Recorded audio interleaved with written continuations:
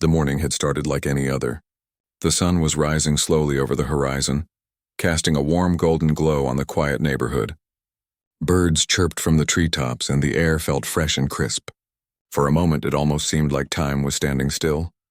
The man stood by his front door looking out at the empty street. It was still early, and most people in the neighborhood were still asleep. He glanced down at the dog sitting beside him, its tail wagging slowly as it looked up at him with big, expectant eyes. The dog was more than just a pet. It had been with him through everything, the quiet moments and the chaotic ones. For a long time it had been his only real companion, the only thing in the world that understood him without needing words. After years of service in the Delta Force, the man had decided to leave that world behind. It had been a long and hard journey, one that had shaped him into someone completely different from the man he had once been. But no matter how far he ran from that past, the memories never truly left him. They lived in the quiet corners of his mind, always there, ready to resurface when he least expected it. But today, as he stood there in the morning light, those memories felt distant. Today was about him and his dog. He reached down to scratch the dog's ears, giving it a small smile. "You ready for a walk?" he asked quietly. Even though he knew the dog couldn't understand the words, still it seemed to understand his tone. The dog stood up immediately, its excitement palpable. It was as if the world had faded away, leaving just the two of them, the man and his loyal companion. They stepped out of the house and onto the quiet sidewalk. The man moved with the same purpose he had always carried, but there was a lightness to his steps now. Gone was the constant vigilance he had lived with for so long. Now he could walk at a slower pace, enjoying the simple things. For the first time in a long while, he allowed himself to relax and take in the world around him. The neighborhood was peaceful. A few houses down, a couple of kids were playing in their front yard, laughing as they kicked a soccer ball around. The sound was soft, like a distant echo, but it made the man smile. The world he had chosen to return to was nothing like the world he had left. It was safe, predictable, ordinary. There was no need for him to be on edge, no need to anticipate danger at every turn. He could just be. They walked for a few blocks, the dog's leash lightly tugging in the man's hand. The quiet, rhythmic sound of their footsteps echoed on the pavement. The dog, as always, stayed close to him, its eyes scanning the surroundings with an alertness that only an animal like this could have. But today there was no danger. The dog wasn't on alert because it sensed a threat, it was just enjoying the walk. Just like the man. As they rounded a corner, the man saw something that immediately caught his attention. A few police cars were parked on the street a few blocks away, their flashing lights casting a red and blue glow across the area. The sight made his stomach tighten. It was a strange feeling for him, seeing police officers out in the open like this in a peaceful neighborhood. But he quickly brushed it off. There was no reason to be concerned. After all, this was a normal part of life, right? He didn't let the sight of the cars distract him for long. His focus returned to the dog, who had stopped to sniff a bush along the sidewalk. The man's mind began to wander as he looked around. This was what he wanted, peace. It was what he had dreamed of when he left the Delta Force. A chance to live in a world that didn't constantly remind him of everything he had done. But it wasn't just the world that had changed. He had changed too. He no longer wore the uniform. He no longer carried the weight of those missions. Instead, he had a new purpose now, living quietly, trying to find a sense of normalcy in the life he had chosen. His days were filled with small, simple moments like this walk with his dog. He couldn't change what had happened in the past, but he could control how he lived now. And he was determined to do just that. Still, even with the calmness of the morning, there was a lingering feeling that something wasn't quite right. The dog had started to grow more restless, tugging on its leash as it pulled ahead, its ears perked up. The man, sensing the shift in the dog's behavior, instinctively slowed his pace. "Easy, boy," he murmured. But the dog didn't listen. Its senses were heightened, as if it had picked up on something the man couldn't see. He glanced up, looking toward the police cars. Now he could hear voices. A few officers were talking in the distance. They didn't seem to notice him or the dog, but something about the scene felt off. There was a certain tension in the air that he couldn't quite place. It didn't take long for the officers to spot him. One of them waved, but it wasn't a friendly wave. It was the kind of gesture that showed they were on edge, unsure of who they were dealing with. The man's instinct flared. His military training kicked in for just a moment, and he assessed the situation, looking for any potential threats. But as quickly as the thought came, he shook it off. He wasn't in the field anymore. This was a peaceful neighborhood. He didn't need to be on guard, but the dog was already ahead of him, its body tense and alert. The officers were still talking amongst themselves, unaware of the dog's growing agitation. The man had a sinking feeling in his stomach as the dog barked loudly, a deep warning bark that echoed through the quiet street. "Hey!" one of the officers called out, his voice sharp. "Control your dog." The man's heart skipped a beat. He pulled gently on the leash, trying to calm the dog, but it didn't listen. The dog was too far into protection mode, its instincts kicking in, and the officer's voice had only made things worse. "Back off, man," the officer said, his tone growing more authoritative. The man could hear the unease in the officer's voice, but it wasn't fear, it was confusion. The officers weren't sure how to handle the situation. They didn't know the dog or its history. They didn't know that it was trained to react swiftly to any perceived threat. They didn't know the man either, didn't know the world he came from. They were just doing their jobs, just following procedures. But none of that mattered to the dog. It wasn't concerned with the officer's uniform or the badge on his chest. It only knew that something wasn't right. The man reached out, trying to calm the dog, but in that brief moment of distraction, something terrible happened. One of the officers, his nerves fraying, drew his weapon. "Stop!" the officer shouted. But it was too late. The shot rang out loud and jarring, and the dog yelped in pain. The man froze. His heart stopped, and the world around him seemed to shatter. He didn't even realize he had dropped to his knees until his hands were touching the cold pavement beside the dog's lifeless body. His mind couldn't process what had just happened. His chest tightened and his breath caught in his throat. The officers were still standing there, their faces filled with shock, unsure of what had just transpired. The man barely registered their presence. All that mattered was the dog, the loyal companion who had been by his side for so long. The man's mind was numb. He didn't know what to do. He just stared down at the dog, unable to believe it. The officer who had fired the shot was standing there, his gun still in his hand, but his eyes were wide with regret. The silence that followed was thick with confusion and disbelief. The officer stammered, I didn't mean," but the man didn't hear him. He was lost in his own thoughts, in the crushing weight of loss. His dog was gone, and nothing would ever be the same again. Here's part 2 of the story, written in a natural human-centric tone, following the same structure and style you've requested. The world around him seemed to blur, and all the noise that had been there moments ago, the voices of the officers, the distant sounds of the neighborhood faded away. The only thing that mattered now was the stillness of his dog. The body lay on the ground, motionless, its eyes unseeing. The man's chest tightened as he reached down, gently placing his hand on the dog's side. His fingers brushed the fur, but there was no warmth, no life. His heart ached in a way he hadn't felt in years. In an instant, his world had been turned upside down. The one thing he had held on to since leaving the chaos of his past, the only thing that had kept him grounded, was gone.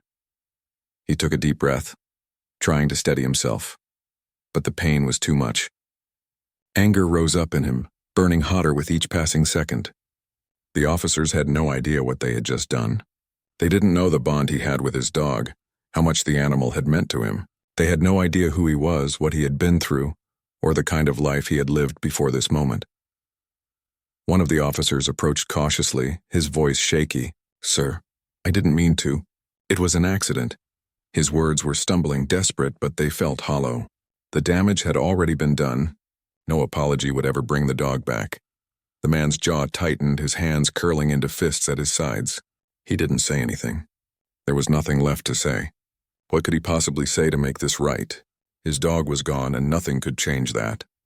The officer seemed to sense the anger radiating off the man. He took a step back, but the damage was done. Another officer, a little older, spoke up. "We'll have to file a report. We'll get to the bottom of this," he said, though his voice was quiet, almost as if he was trying to reassure himself more than anyone else. But the man didn't hear him. His mind was spinning, caught in a whirlwind of emotions that he couldn't control. "Report?" he muttered under his breath. His voice was low, strained, like he was holding back the flood of rage that threatened to break free. "What good is a report?" He shook his head, trying to push the words back down. There was nothing that could undo the pain. He slowly stood up, his legs feeling like they were made of lead.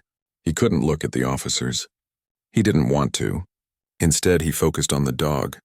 The leash, still attached to its collar, lay limp beside the animal's body. The sight of it made his stomach churn. The officers stood there, unsure of what to do, unsure of how to handle the situation they had caused. The man could see the regret in their eyes, but it didn't matter. They didn't know. They couldn't know. They weren't the ones who had spent years with the dog, sharing every quiet moment, every tough day. They weren't the ones who had trusted it with their life the way he had. They didn't understand the depth of the loss he was feeling. He turned and walked away, his pace slow but steady. He didn't know where he was going, didn't care. The dog's body was still there, and that was the only thing that seemed real. The world around him felt like it was closing in. The houses, the trees, the people walking by, it all seemed so distant, so out of reach. Nothing felt right anymore. The man kept walking, his mind clouded with thoughts and emotions. He felt a deep ache in his chest, like a piece of him had been ripped away. The dog had been his only real connection to the world, and now that connection was gone. He didn't know how to fill the emptiness that was growing inside him. As he walked, the officers followed at a distance. They didn't know what to do either. But they knew they couldn't just let him walk away without saying something more. "We'll make sure you're compensated for your loss," one of them called out hesitantly. But the man didn't turn around. Compensation wouldn't bring his dog back. Money couldn't fix the hole in his heart. It couldn't bring back the bond they had shared. The officers fell silent, unsure how to proceed. They were just doing their jobs, and yet everything had gone wrong. The man had tried to be calm, tried to explain that his dog wasn't a threat, but it hadn't mattered. They had reacted out of fear, and now there was no undoing it. The man stopped in the middle of the street, his shoulders slumped. He didn't know where to go. His thoughts were scattered, running in every direction. His mind kept circling back to his dog, the loyalty, the companionship, the simple moments they had shared. And then the gunshot, sharp and final. It was all too much. He turned to face the officers, his eyes cold and distant. "I want you to understand something," he said, his voice low but firm. "That dog was more than just an animal. It was my family. You took that from me today." His words were filled with quiet fury, but he spoke with control. He wasn't yelling, wasn't screaming. He didn't need to. His words carried the weight of the pain he was feeling. One of the officers opened his mouth to speak, but the man raised a hand to stop him. "Don't," he said, his voice sharper now. "Don't apologize. Don't try to explain. It won't change anything." There was a long silence between them. The officers seemed to shrink back, as though they realized they couldn't fix the damage they had caused. And maybe they knew deep down that no amount of apologies or compensation would ever make things right. The man took a deep breath, trying to steady himself. He couldn't keep standing there staring at the officers. They didn't deserve his anger. They were just part of a much larger problem, one that had been building for years, a world filled with misunderstandings, mistakes, and consequences that couldn't be undone. "I don't want to talk to you anymore," he said, his voice calmer now, though still laced with grief. "I need to be alone." He turned away, not waiting for a response. The officers didn't follow this time. They stood there watching him walk away, still unsure of what had just happened. But the man didn't care. He had nothing left to say to them. His dog was gone, and nothing could change that. As he walked further down the street, the weight of the situation began to settle in. The anger started to fade, replaced by an overwhelming sense of loss. But even in the midst of that loss, something else began to stir inside him. Something deeper, something that had been buried for a long time. This wasn't just about the dog. It wasn't just about the officer's mistake. This was about the life he had lived, the life he had left behind, the life that had shaped him, the life that had taught him how to survive. And in this moment he realized something. He had never truly left that life behind. It had followed him here, into this quiet neighborhood, into this peaceful existence. His dog had been his anchor, the only thing that had kept him from drifting back into that world of violence and danger. Now that anchor was gone, and he was free. But freedom, he realized, wasn't always a blessing. Sometimes it was just another form of emptiness. He didn't know what would come next. He didn't know how he would move forward. But he knew one thing. He couldn't let this go. He wouldn't let this mistake be forgotten. He would find a way to make sure it was known, to make sure that the officers, no matter how good their intentions had been, understood the consequences of their actions. And as he walked, step by step he felt something else beginning to rise within him, a fire cold and determined burning in his chest. This wasn't over, not by a long shot. Here's part 3 of the story, written in a natural and engaging style, following the tone and structure you've requested. The days that followed felt like a blur. The man moved through the motions of life, but everything seemed muted, as if the colors had drained from the world. The grief, raw and overwhelming, stayed with him constantly, like a heavy weight pressing down on his chest. He had lost so much more than his dog. The one thing that had kept him tethered to this quieter life was now gone. He didn't know what to do with himself. The mornings that used to be filled with peaceful walks and the comforting presence of his dog now felt empty. The silence in the house was deafening. The stillness was a constant reminder of the void left behind. He had tried to distract himself, spending time outside, doing small tasks around the house, even going for walks without the dog. But nothing worked. His mind kept drifting back to that moment, the gunshot, the look in the dog's eyes as it fell. No matter how hard he tried, he couldn't shake it. It haunted him in his waking moments and in his dreams. One afternoon, as he sat on the porch staring out at the street, he saw the police cars again. They were parked at the end of the block, just like before. The sight made his stomach tighten and his jaw clenched.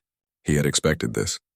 He had known it wouldn't be long before the officers came back, though he had no idea what they would say or what they hoped to accomplish.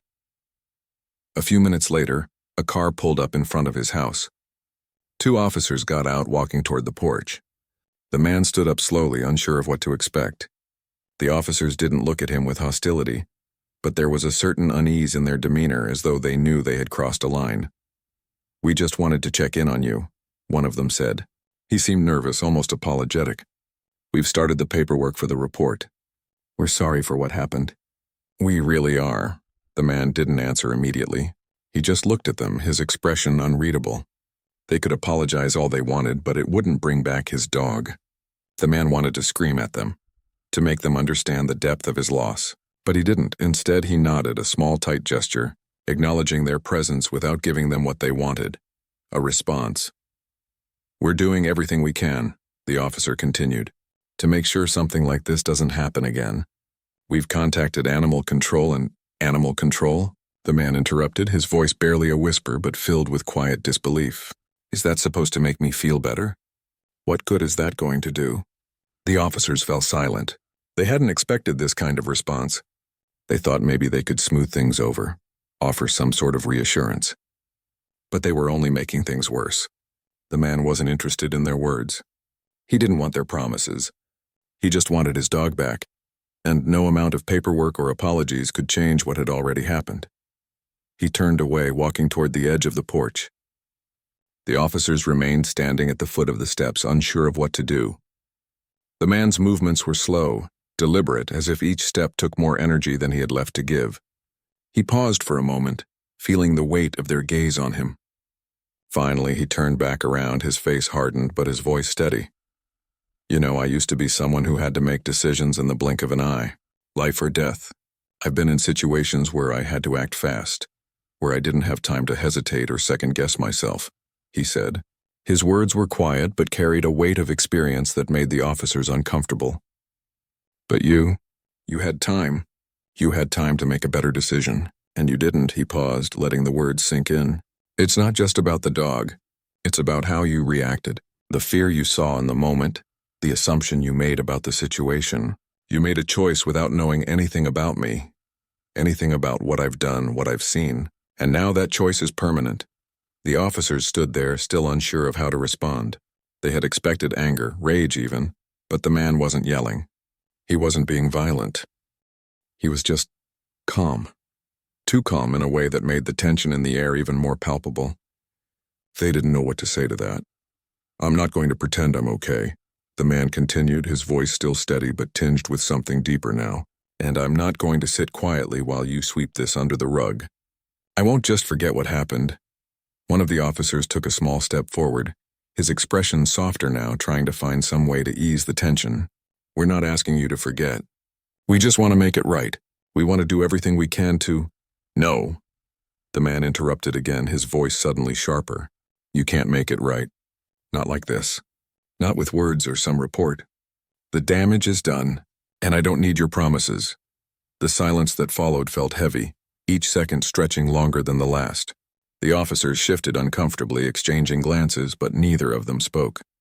Finally, one of them nodded slowly. "We understand. We'll leave you be for now." With that, they turned and walked back to their car, leaving the man standing on his porch. He didn't follow them, didn't call after them.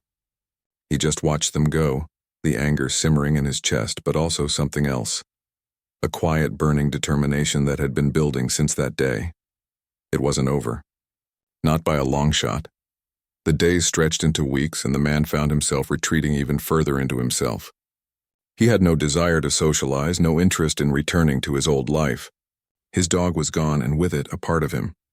But as much as he tried to avoid it, he couldn't ignore the part of him that had always been a soldier, that had always fought, even when the battle seemed unwinnable. There was a part of him that still wanted justice, true justice, for the life that had been lost so carelessly. He didn't know how, but he knew that he couldn't let this go. It wasn't just about avenging his dog. It was about making sure this kind of mistake didn't happen again. Not to anyone else. He couldn't let the officers' actions be swept under the rug. He wouldn't let them get away with it. One evening, he sat down at his kitchen table, the harsh light from the overhead bulb casting long shadows across the room. His hand rested on a piece of paper, his pen hovering just above it. The idea had been building in his mind for days now, and it was time to act. He started writing, his words slow and deliberate, each one carrying the weight of his thoughts. "I'm not a man who seeks revenge," he wrote, "but I'm also not someone who lets injustice slide. You've taken from me in a way that no one can undo, and I will make sure that everyone knows what you've done."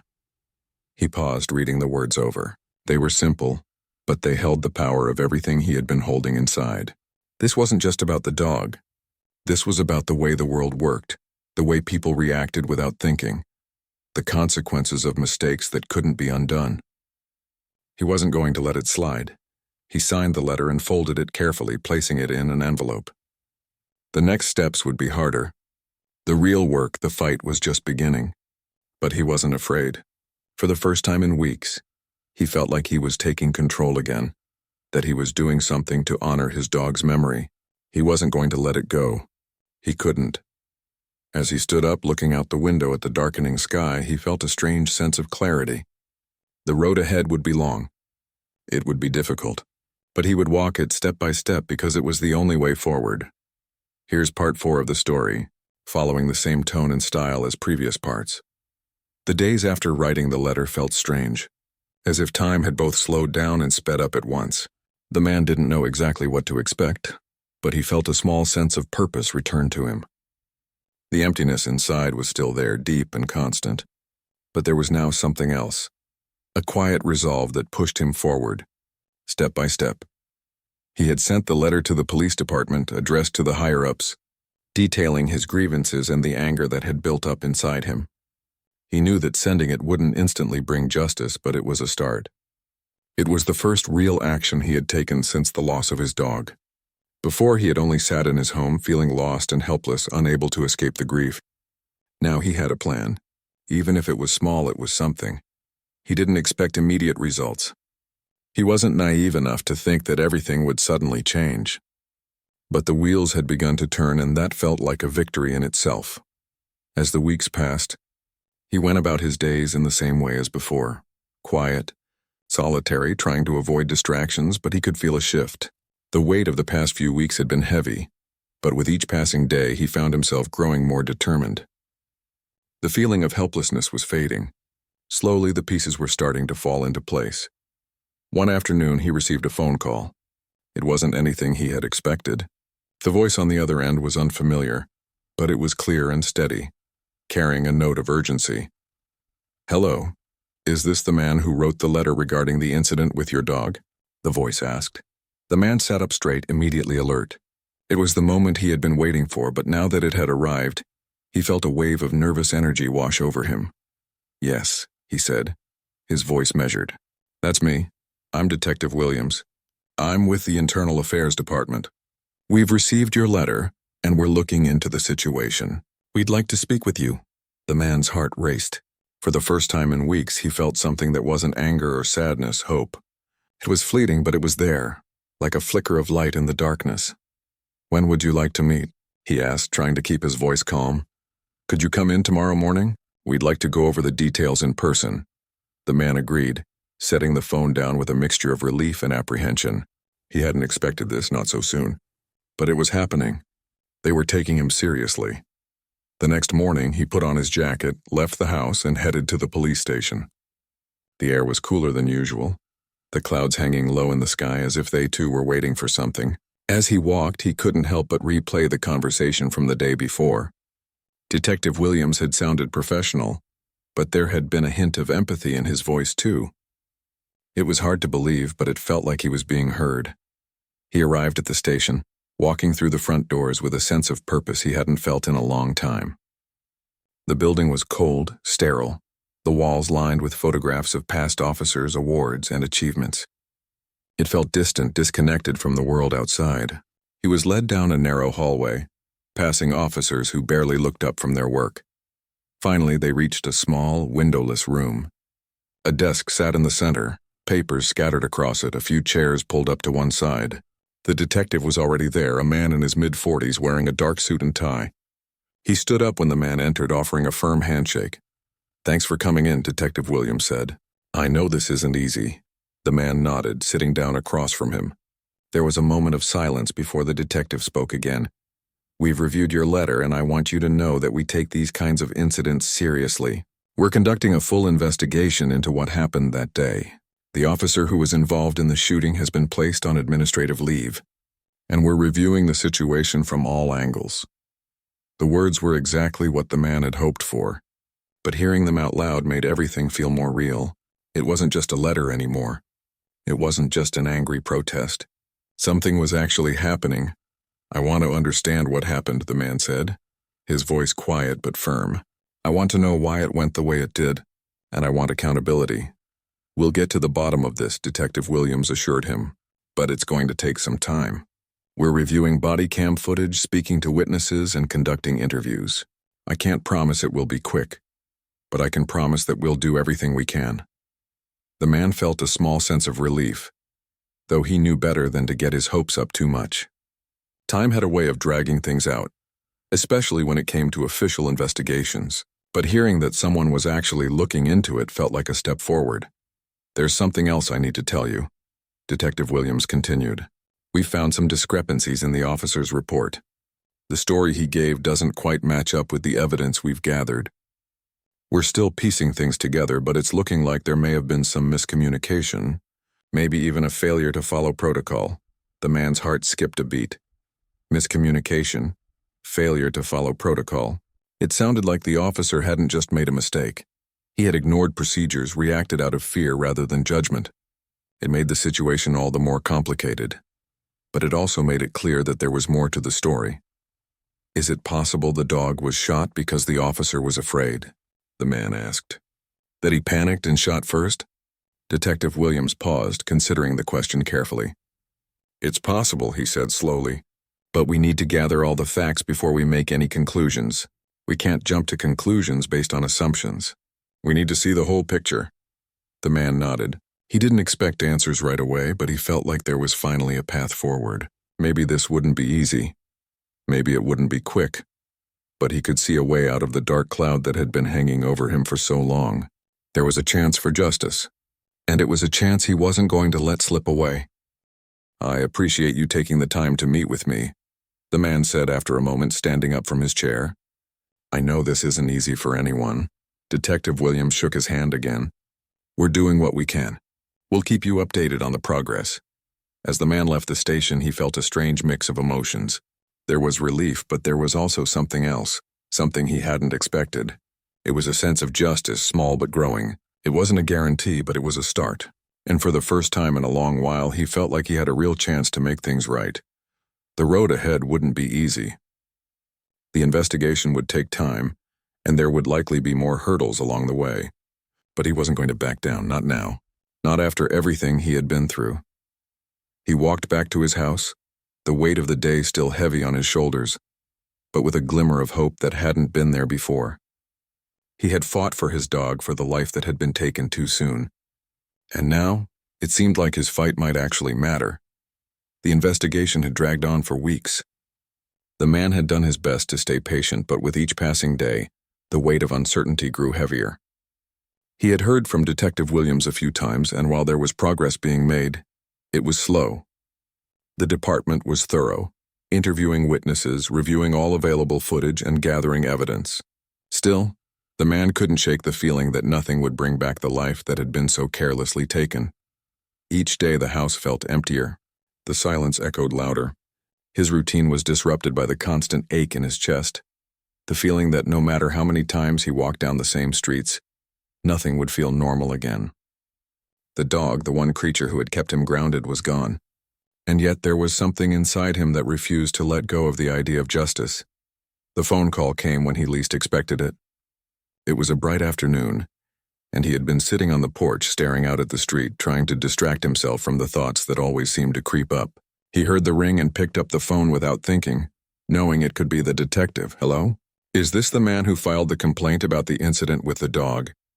The voice on the other end was calm, clear. "Yes, it is," he replied, his heart rate picking up. It was Detective Williams. He could tell by the way the officer spoke. "We've wrapped up our investigation. I have some information to share with you. Can you come by the station in the next couple of hours?" The man's throat tightened and his mind raced. He had been expecting this, but now that it was finally happening, he didn't know what to feel. Was this good news? Was there any way to make this right? "I'll be there," he said, his voice steady even though his heart was pounding. When he arrived at the station, his hands were cold. He had spent the entire drive trying to prepare himself, but no amount of mental preparation could shield him from what he might hear. Detective Williams met him at the front of the station and led him to a small meeting room. They sat across from each other, and the detective placed a manila folder on the table between them.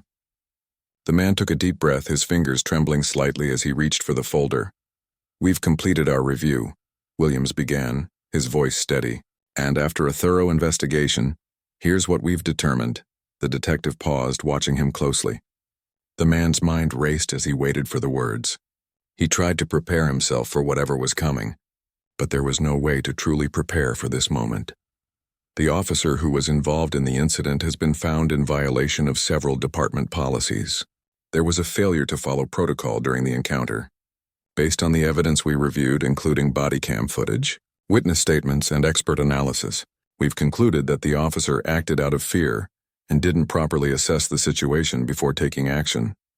The man felt a weight lift from his chest, but only slightly. It wasn't enough, not yet. Not without more. "Are you saying the shooting was unjustified?" the man asked, his voice low but firm. Williams nodded. "Yes, it was unjustified. The officer's actions were not in line with the department's guidelines for the use of force. We've taken appropriate steps to address this internally. The officer has been placed on indefinite leave pending further review. There will be disciplinary action." The man absorbed the information, trying to let it sink in. The words were what he had wanted to hear, but they didn't feel like the relief he had imagined. His dog was still gone. And while the officer would face consequences, it wouldn't bring the dog back. The man felt a pang of bitterness, but he tried not to let it consume him. "I appreciate that the department took this seriously," he said, his voice measured. "But the fact remains that my dog is gone. Nothing can change that." Williams leaned forward slightly, his expression sympathetic. "I know, and I want you to know that the department is committed to learning from this. We're implementing new training programs for officers to ensure that something like this doesn't happen again. We're also increasing the review of body cam footage during situations where force is used." The man nodded slowly. It wasn't enough, but at least it was a start. At least it showed that they weren't just sweeping it under the rug, that there was some effort to change the system. He had wanted justice, and in some way he had received it, but it still didn't feel like enough. Nothing would. After the meeting, the man left the station with a heavy heart. There was a strange sense of closure, but also an unsettling emptiness. The truth had come out, but the cost had been far too high. Over the following weeks, the man continued with his life. Things had changed, but he wasn't sure how he felt about it. The silence in the house still lingered. There were moments when he would walk down the street and look at the houses with a sense of detachment, as though nothing would ever feel the same.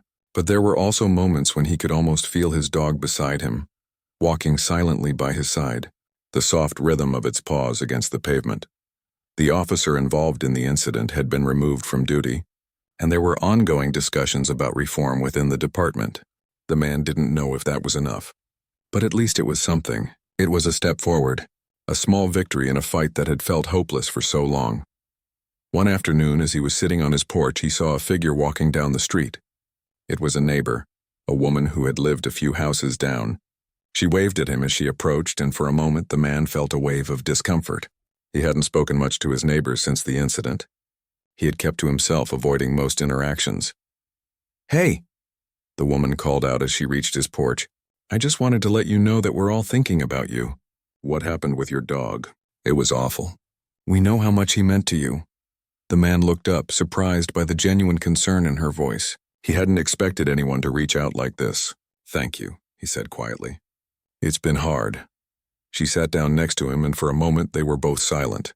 The sound of birds chirping in the distance filled the air, the peacefulness of the moment somehow both comforting and painful. "I know you've been through a lot," she said softly, "but I hope you know you're not alone in this. We're all here for you." The man nodded, his throat tight. It was a simple gesture, but it meant more than he could put into words. It was small acts of kindness like this that made him realize that despite everything, there was still good in the world. There were still people who cared, people who understood. "I don't know what comes next," the man said, his voice barely a whisper. "But I'm trying to keep moving forward." She smiled gently. "That's all you can do." The man sat back in his chair, looking out at the street.